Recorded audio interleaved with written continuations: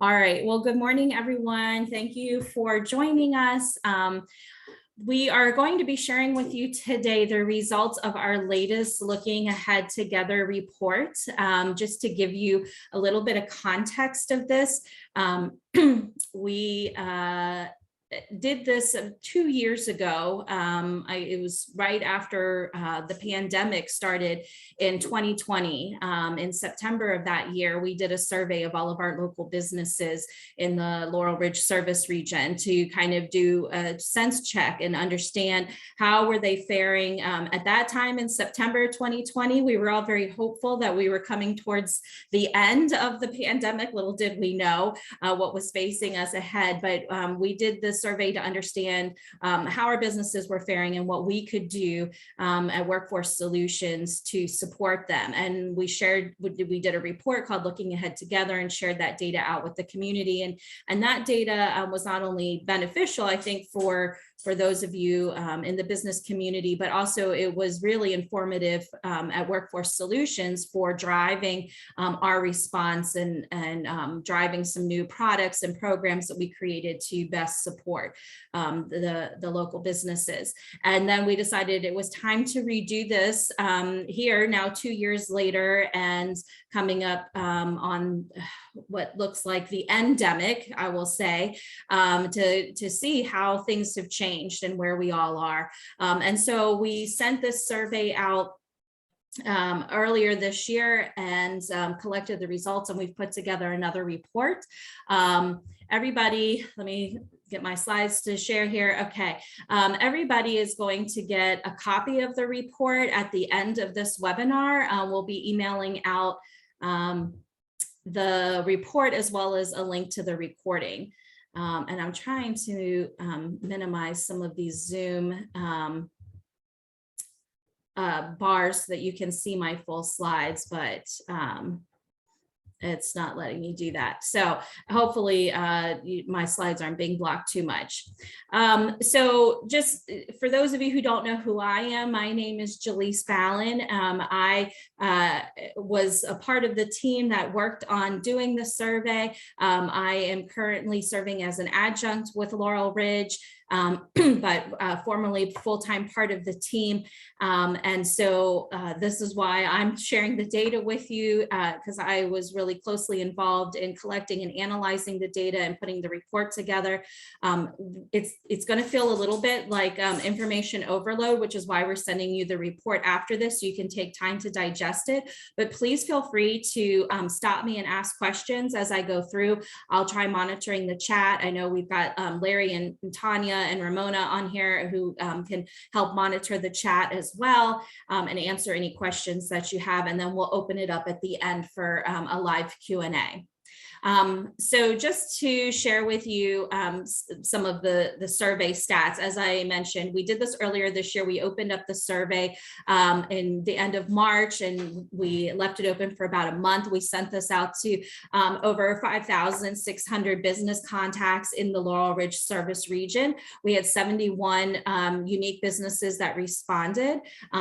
We had a number of you who requested a final copy of the report. So if you were one of those respondents, you would have already received a copy of the report as our thank you for participating in this. And for the rest of you, again, you'll receive it today.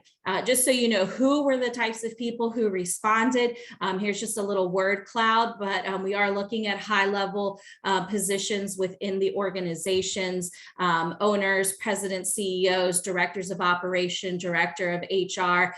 These are the folks who are responding. So when we ask those questions in the survey about, what are your business goals and what is it going to take to get there, we feel confident based on who was responding to these survey questions that they have a good view in that and gave us some good data. So this is where I really wish the Zoom bar would go away so that this was not covering part of my screen here. And if anybody knows how I make this Zoom bar go away so that it's not blocking part of my screen, let me know. But this chart here, for what you can see, this is just showing the breakdown of participation by industry. Our biggest response came from the construction industry. 17% of our responses were from construction businesses. And then we had a number of organizations that kind of tied for second: education and educational services, professional, scientific, or technical services. They both made up 13% of our respondents. And then following on that, we had a number of respondents from the healthcare industry. We had a good number coming from the manufacturing industry as well. And you'll see as we get further along in this presentation, we did do some breakdown by industry for those industries where we had a decent percentage of responses. So we'll share that, and that's also in the report as well. Just so you know the size of the organization, more than half of our respondents in the survey are small businesses, so less than 50 employees, but almost 20% are kind of more middle-sized businesses between 100 and 350 employees. We had a few that are larger businesses, had 10,000 or more employees. So just keep that in mind when you're looking at this and kind of thinking of how your own organization benchmarks to what you're seeing from these results, the size of the organizations that responded. So let's dive in and look at the key takeaways. So one of the questions that we talked about was the workforce shortage. 2 years ago, the big question is, how are you being impacted by the pandemic and the restrictions and having to send people home? And today we're in a little bit different, and we're facing this great resignation and a really tight labor market. So we asked some new questions this year. How is your business faring with that? And 24 months since the pandemic hit, more than 63% of businesses in our service region are back to mostly working in person and on site, but overwhelming majority, 93%, have been impacted by the workforce shortages. So while we're seeing the businesses are returning back to work as usual, if you will, or at least back in mostly being in person, they're struggling with the workforce shortages, an overwhelming majority. And when we asked about goals, attracting and retaining employees was the #1 goal for organizations, and that's risen 17% since 2020. So we're definitely seeing an increase in attracting and retaining employees as being a big need as organizations are being impacted by the Great Resignation. And when we asked, what needs to change in order to meet these goals, the answer was changes to recruiting and hiring process definitely became more important. That rose by 26% since 2020. So definitely there was an identified need and challenge there. And local organizations are looking at their recruiting and hiring processes and how they need to change those so that they can attract and retain employees. Another key takeaway surrounded communication within the organization and the morale of the employees. Improvement in communication was the #1 identified need. Over 60% of those who responded to the survey said that was the biggest need for their organization, was to improve their communication. And when we asked about the type of training they were looking to put into place, communication skills was the top training need. Now, that was the same in 2020, but that did rise 6% since 2020. So communication continues to be a top training need, but even more so now in 2022. What did rise that was different from 2 years ago was the concern around employee morale, which I thought was very interesting considering 2 years ago, we were in the midst of a very uncertain and scary time, and there was layoffs and things happening. And yet here we are 2 years later, and almost 60% of respondents indicated that improving employee morale was a key business goal, and that rose 12% over 2 years ago. So I think a lot of organizations are feeling a bit of fatigue, and the workforce shortages are impacting their existing employees, and it's impacting morale. And certainly if you think back to where some of our main industries are that responded, we had top responses from education and healthcare. So when you look at that in the context of this answer, it's not not terribly surprising in the impact that those organizations, the hit that they've taken in the last 2 years. Other needs that kind of go along with this is the need for leaders to be able to motivate their teams. That rose by 8% from 2 years ago. And more than half of respondents indicated that there was a need for teamwork or interpersonal skills training to take place in their organization. And that rose by about 6% over 2 years ago. Some things haven't changed, however, and that was interesting to see. Identifying opportunities for operational improvement remained a top business goal for almost 60% of organizations, and leadership training remained one of the top 5 biggest needs for training. We saw that in 2020, and that has remained steady in 2022.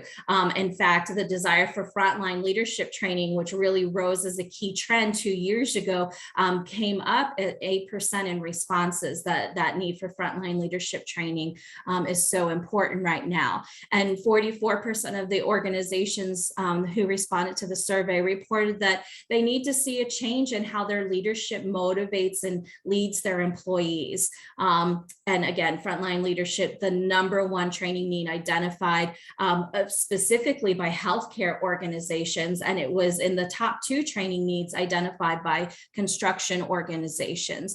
So we definitely see that trend, and certainly in particular industries as well.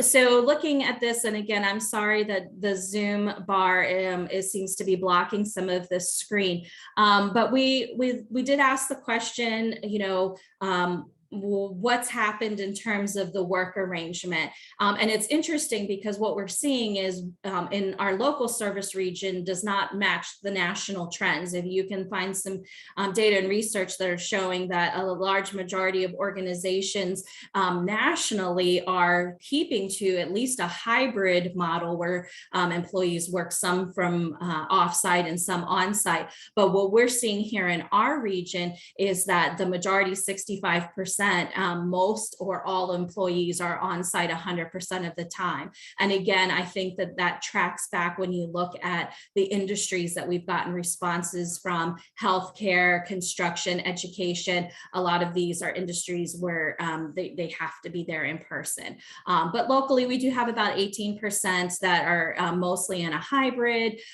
We've got 13% are still mostly teleworking, and then or 1% are mostly teleworking.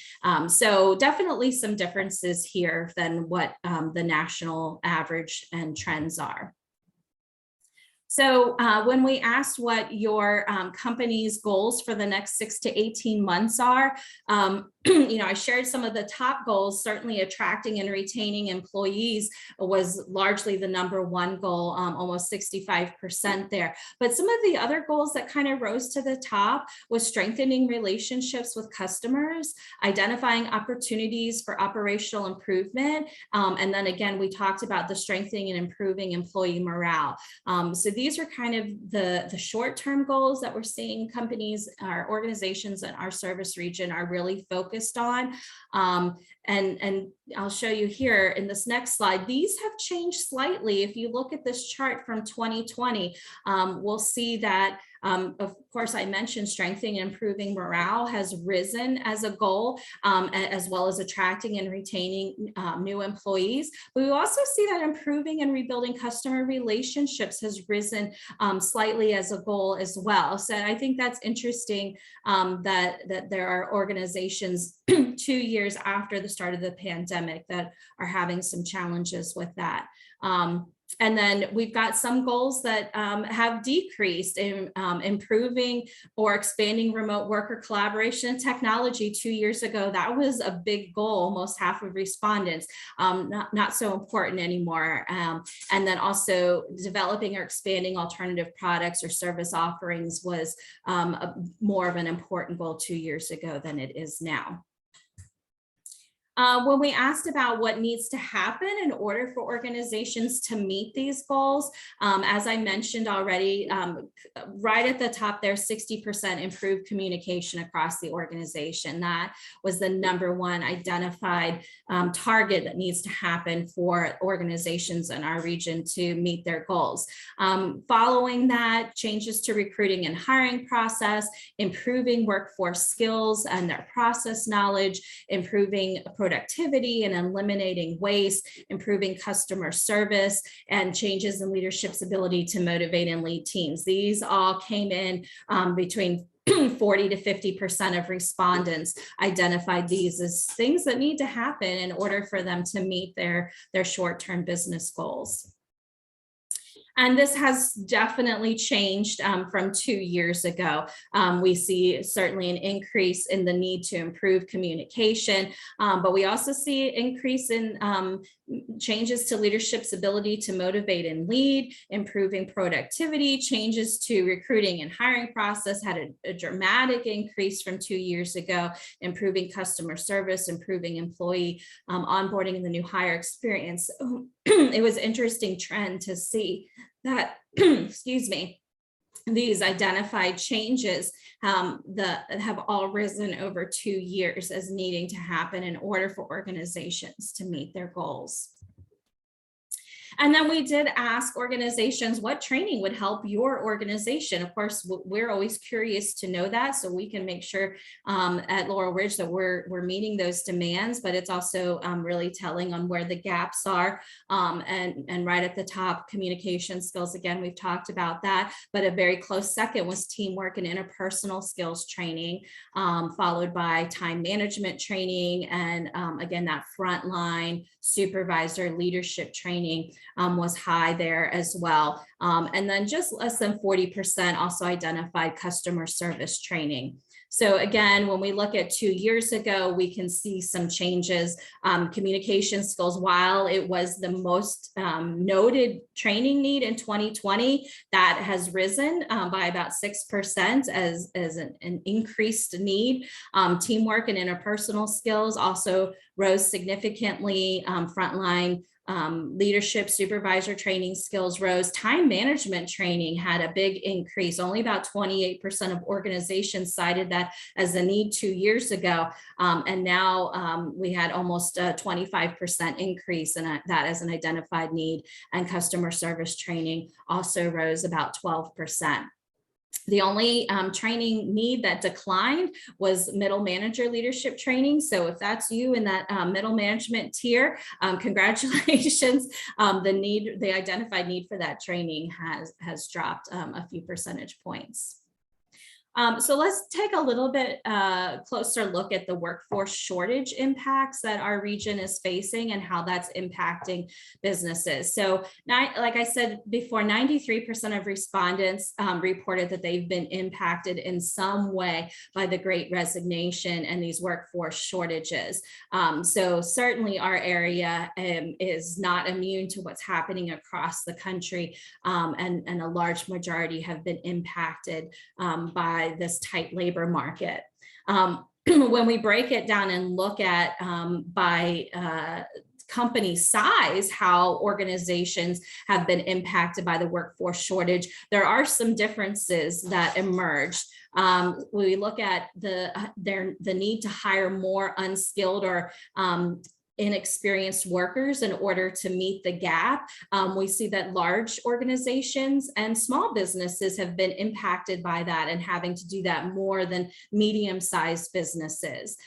Interestingly, we also noted that those organizations that are struggling to retain employees, our medium businesses and large businesses are struggling more than our small businesses are.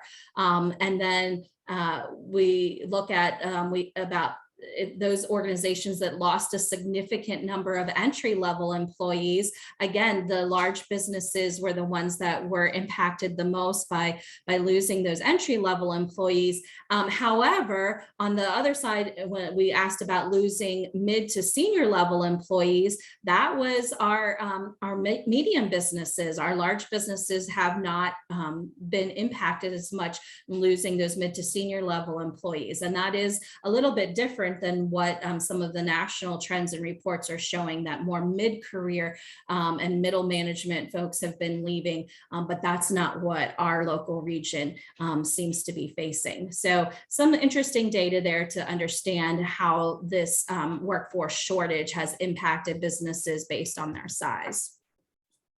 We also asked some questions that were new this year about the supply chain impact. And 87% of respondents responded that they have been impacted in some way by changes to the supply chain. We all know cost of gas, availability of raw materials, that's impacted a large number of organizations, and our region is no exception there. And we look at some of the specific impacts that our businesses have had. 30% said that they've had to increase their prices for their products and services because of issues within the supply chain. And 22% have had to slow their production rates because of access to raw materials due to changes in the supply chain. 16% have gone in search of new suppliers. Happy to see only 2% have had to lay off employees due to changes by supply chain, but of course that's not terribly surprising when you look at the numbers compared to the struggle that businesses are having to attract and retain employees. So layoffs are not really a concern for most of our local businesses, despite some of the challenges within the supply chain. Okay, so we do have results by industry. I'm going to go through these rather quickly because I would rather open up time for your questions. And I don't know all of the industries that are represented by those of you who are here joining us in person. So forgive me for going through these quickly, but feel free to let me know if you have a question about any of these results. So looking specifically at the construction industry, this industry was one of our top respondents, and looking at what their goals are for the next 6 to 8 months. Right at the top there was strengthening and improving morale. So that was similar to what we're seeing across the board. Tied with that was attracting and retaining new employees. But interestingly, just second to those two was strengthening relationships with customers. So that's something that rose as a little bit higher need for the construction industry than it did for some of our other industries.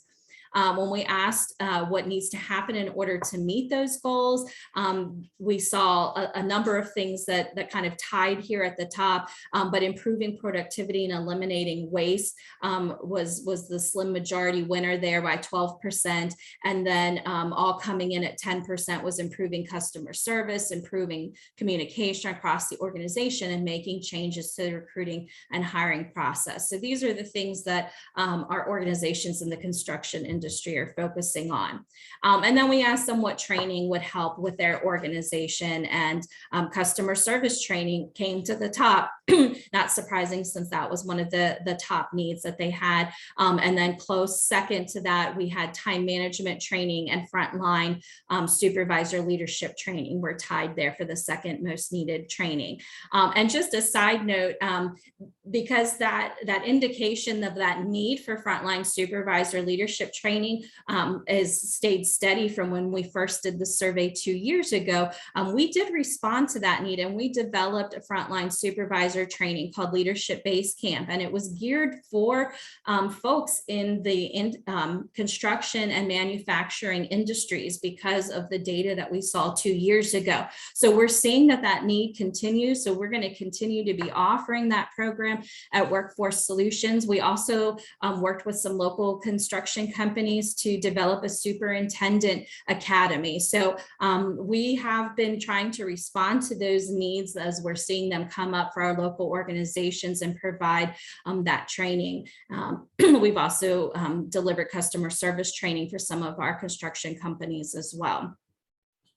Moving on to education, this was also one of our big responders this year. And their number one by far was number one goal for the next 6 to 8 months was attracting and retaining new employees.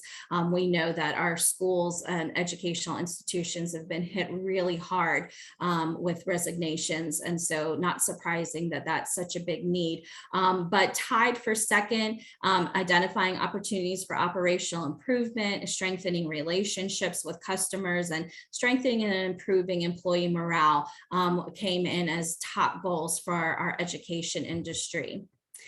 In terms of what needs to happen in order to meet these goals, changes to the recruiting and hiring process rose to the top, but that was very closely followed by improving communication across the organization, changes to the leadership's ability to motivate and lead teams, and improving workforce skills and process knowledge.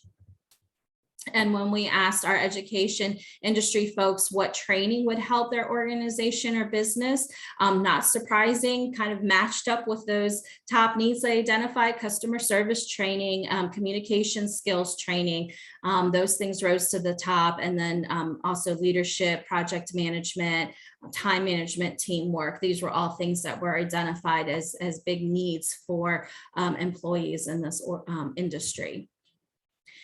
And then professional, scientific, or technical services is kind of a big bucket that comes together. But when we had a lot of responses from this industry as well. And when they talked about what their goals were for the next 6 to 8 months, that rose to the top were two things: strengthening relationships with customers and increasing profit margin, reducing operating costs. So this is why I find it interesting when we break it down by industry, because clearly this is different. Something unique for this industry is increasing that profit margin, reducing operating costs. We're not seeing across all the other industries as a top goal. Coming in a close second, we had 3 goals that tied: improving employee morale, attracting new employees, and identifying opportunities for operational improvement.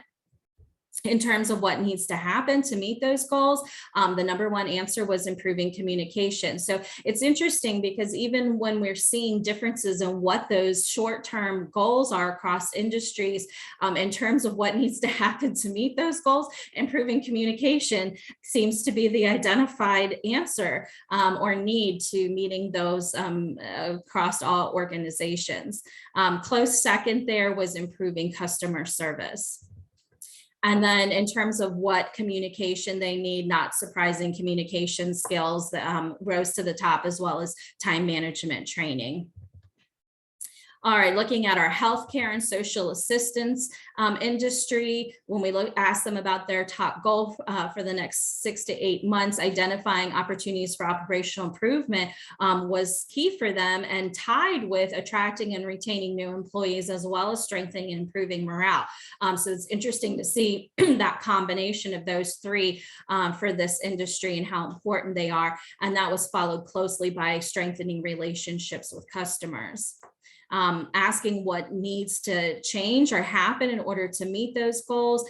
There were 4 that rose to the top: improving the workforce skills or knowledge, changes to the onboarding and new hire experiences, changes to leadership's ability to motivate and lead teams, and once again, that improved communication across the organization. We continue to see that trend. And then asking about what training they need. Overwhelming majority said frontline supervisor leadership training is needed. And then communication skills and teamwork, interpersonal skills came in second need there. All right, and then the last industry we're going to look at specifically was the manufacturing industry. This was interesting. In 2020, a large majority of our results from the survey came from the manufacturing industry. We had a smaller percentage this year that came from manufacturing, but because we had benchmarked that industry in 2020, we wanted to do it again in 2022 to see if there had been any significant changes. So looking at the goals for our manufacturers in our service region, we see increasing profit margin or reducing operating costs is the number one goal, tied with strengthening relationships with customers. So this has definitely changed in terms of top goals over what we saw 2 years ago for this industry. in terms of what needs to happen in order to meet those goals. At the top there was improving productivity and eliminating waste. Makes sense considering what their goals were, but also changes to the employee onboarding, new hire experience, and improving workforce skills and process knowledge, as well as changes to recruiting and hiring and improving customer service. Those all came in tied as second place there for what needs to happen to meet their goals. And then lastly, when we asked them what training they need most, time management training came in at the top, but very closely behind that was safety training and communication skills training. So definitely we see that trend of communication coming through there. Before I open it up for questions, one thing I do want to mention is that I talked about some of the things that we did in response to the survey results from 2020.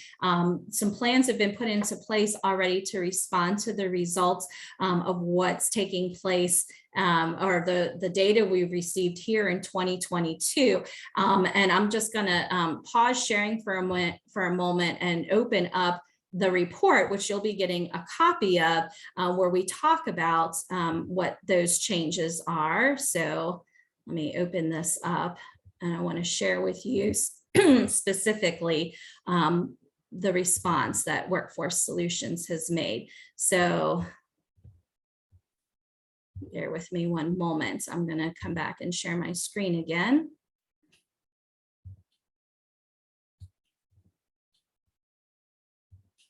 Okay, so you'll see this. This is on the last page of the report that you're going to be getting at the end of this call. But I just want to talk briefly about what the response from Laurel Ridge and Workforce Solutions has been. So we talked a little bit about our response last year. We developed Leadership Basecamp, and we've had a really positive response from that. We've had more than 75 employees representing 11 different local businesses have already completed that. And we also developed a superintendent academy for the construction industry.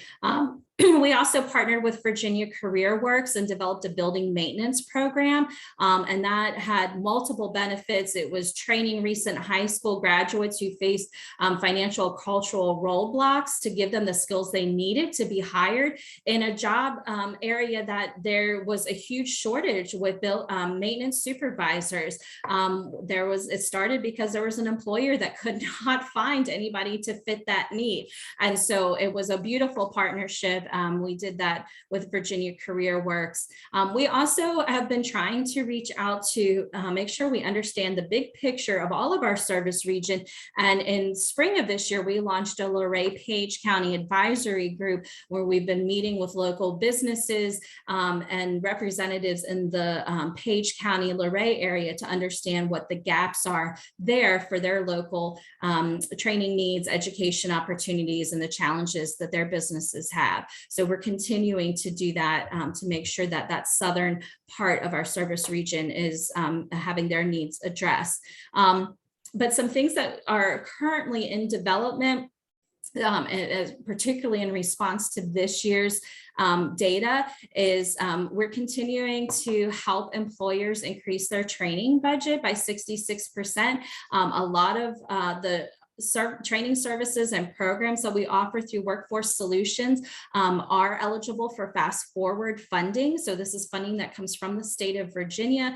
It's not needs-based, and it's really to help get workers skilled and credentialed in key industries like healthcare, construction, manufacturing, IT services. So a lot of those industries that we saw that there's a need in our area, there are programs like Fast Forward available to help that businesses can take advantage of to kind of bridge that gap in their training budget. We're also offering a number of free educational resources. This is part of our quarterly webinar series. So if this is the first one you've attended, we have all of them recorded and posted to our resource center. There's a link to it right here in the report that you can take a look at if you've not been to our resource center. But there's just more information that talks about ways that we can assist you and trends in the industry and and data that we've collected to help you as business leaders understand how we as your community college can support you in addressing these business needs, goals, training needs that have been identified in this survey. And then last but not least, as we saw kind of what the trends were from this year's survey, I'm sure you all saw that in addition to communication skills, some of the other professional development skills that were trending was time management, teamwork, being able to communicate with each other, of course, leadership. And so we are working on creating what we call power skills. They've typically been called soft skills, but there's a movement in the industry to rename these as power skills because they are so important to success in the professional world. And we're going to be offering a power skills series that's going to include communication skills, developing positive relationships, emotional intelligence, problem solving, time management, balancing priorities. So that's being launched early next year. We do offer all of those classes now, but we'll be offering it as a series.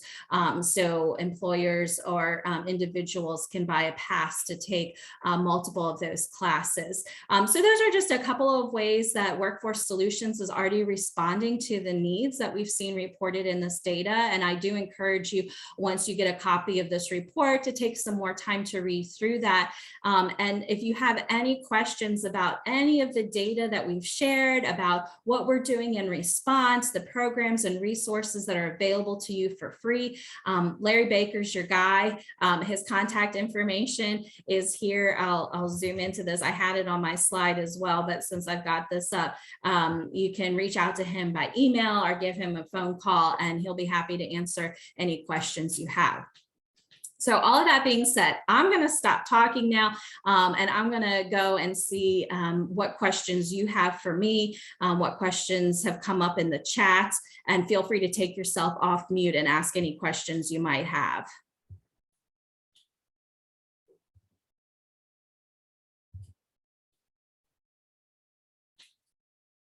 Oh, good. Somebody said that the Zoom bar only appears for me. I'm so glad to hear that it was not blocking anybody's view of the slides. That's good. Makes me feel better. So what questions do you all have? I know it doesn't look like any have come up in the chat. Is there any questions about the data or any of our responses to the data that we can answer for you?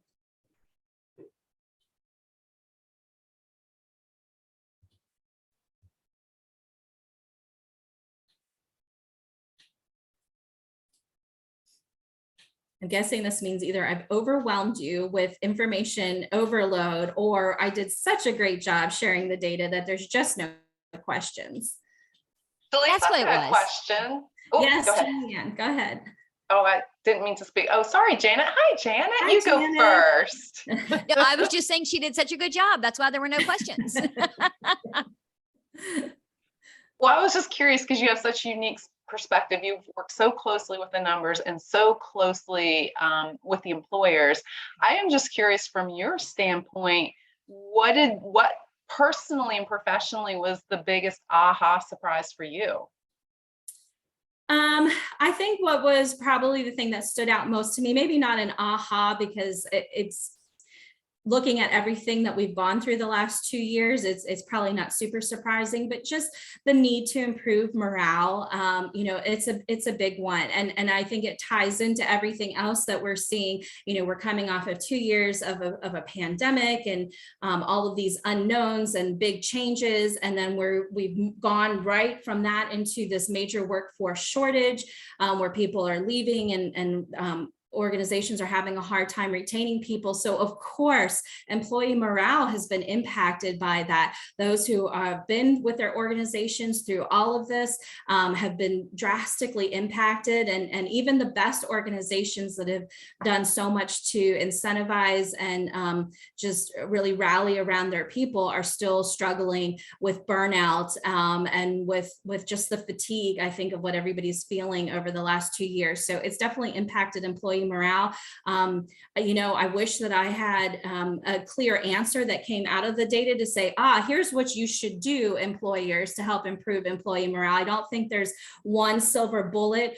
Certainly investing in your folks, investing in training, giving back to them. We've seen that is important. And those organizations that we work with who are doing that are seeing an improvement in employee morale. They're seeing an improvement in their ability to recruit and retain folks. We've got folks on this call, I won't name any names, but I know that they have invested in that onboarding and new hire experience, and they're promoting learning and development as an employee benefit. And with such a tight labor market, that has certainly made a difference. And that's what's helping to keep people, not only attract talent, but retain them as well. So I definitely think that goes a long way. I'm excited to see from the data how many organizations are identifying teamwork as a need for training and building that teamwork, and whether that's just because employees are feeling burnt out or because they have so many new employees because they've had a large amount of turnover. I think that's also really important for organizations, and that rose to the top for me as well.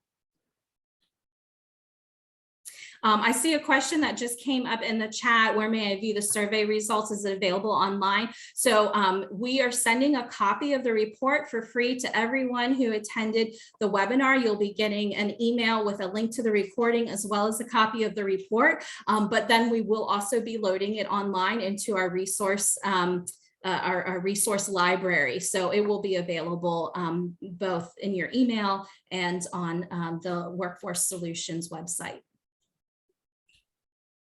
Any other questions I can answer for anyone? Oh, hey, Jaleese. Yes. Can you or Larry share more about the Power Skills and how that will be rolled out and some more about that structure? Yeah, great question. Larry, you want to take that one? Sure. We're looking to roll this out in February timeframe.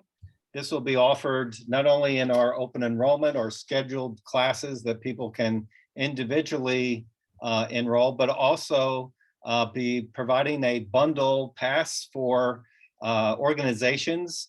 We'll be offering 5 different classes, each one 4 hours, and they can buy the whole bundle and send a variety of different people to those classes, or they could send one person to all of them. So it's a kind of a cafeteria style type of smorgasbord type of activity of being able to enroll people in that. Some of the classes I'll share: managing your emotions in the workplace, developing positive relationships at work, analytical thinking skills, balancing priorities, and the right way to communicate with the WRITE are some that we identified that from other advisory groups and so forth, to which topics would be the best for these Power Series skills. What's unique is in the past, we've offered a lot of leadership classes, but in this case, this is really for anybody. They don't have to be in a leadership position. They don't have to have people reporting to them to take these classes. These are skills, again, that would be very helpful for them to and again, enhance their performance. Thank you. What kind of price point are you thinking on this?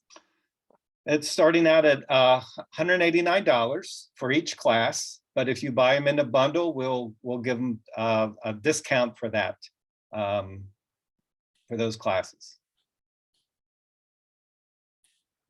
Sounds good. We will be interested in learning more about that. I know we're on your email and on your radar always. I'll be calling you, Brandy. Brandy, you may find it interesting to know, Jaleese was sharing, we learned that those, you don't call them soft skills anymore, where we saw those workforce gaps. That's kind of not the buzz term to use anymore. So Power Skills was something we played with as far as what to call them. But right afterward, CompTIA did a national survey, and there were tens of thousands of employers that they polled, and they found out the exact same data. And we're also echoing, they're not called soft skills anymore, but it was really interesting. They nationally were picking up on the buzzword durable skills. They're not soft skills, they're durable skills. So who knows what they'll wind up being called. We like power skills, but it's all the same. It's all the same lingo. So that's been an interesting twist. I would be really curious, and Jaleesa, I don't know if you want to field this question, or I'd love to hear what our employers are seeing with this.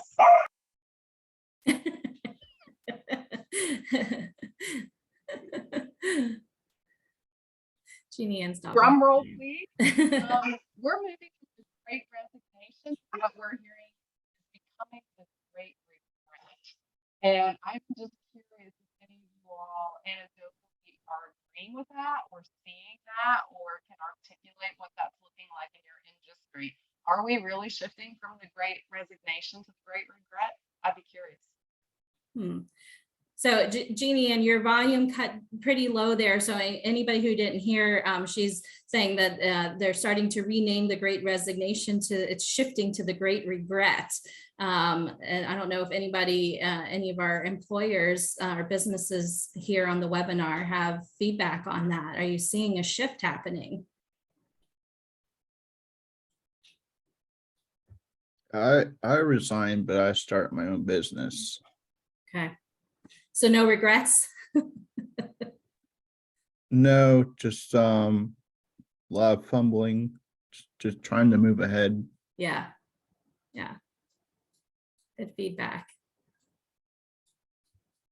And Larry, this might be a question for you, not so much on the employer side, but more on the employee side, because what I'm finding with some of my marketing clients and just some of the guests that I have on the radio show is that the employers think one thing is happening within their business and that this is what their staff and their people need.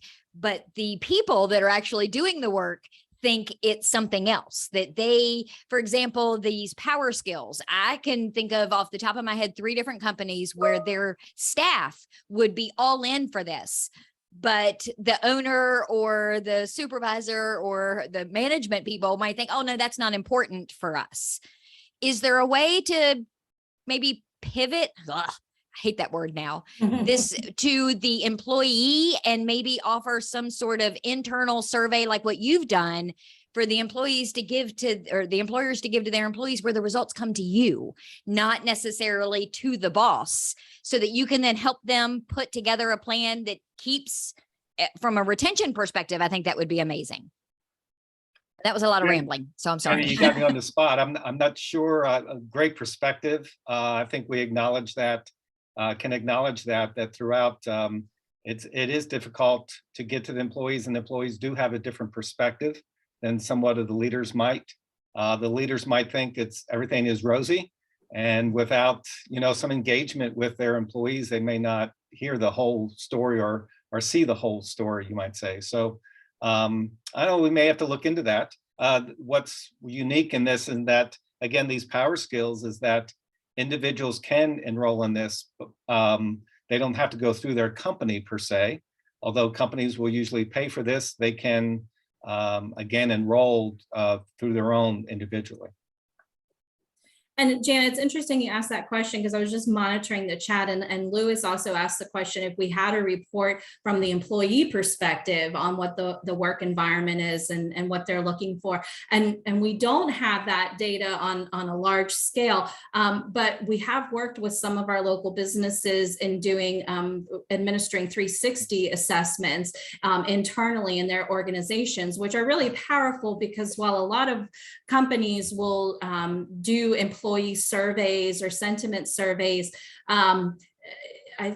they're not always getting a clear picture. As Janet and Larry were saying, sometimes depending on how the surveys are administered, people are either holding back or they're not being fully transparent.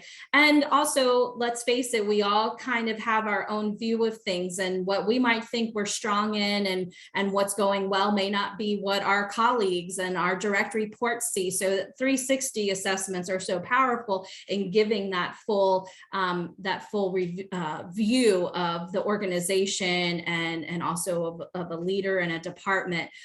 So sorry, Louis, to answer your question, the short answer is no, we don't, but we have done that for some local businesses, and it's certainly something that we can provide for other organizations who want to have that view within their own company of what the employee perspective is.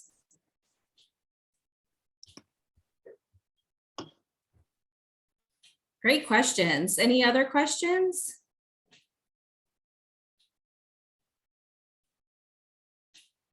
Well, I appreciate y'all hanging in there with us for the full time and for some great discussion. Like I said, once again, you'll be getting an email with a link to the recording of the webinar, as well as a complimentary copy of the report. And Larry's contact information is in there. So if you have any follow-up questions or needs, you can reach out to Mr. Baker and get those questions answered. And we just thank you so much for joining us.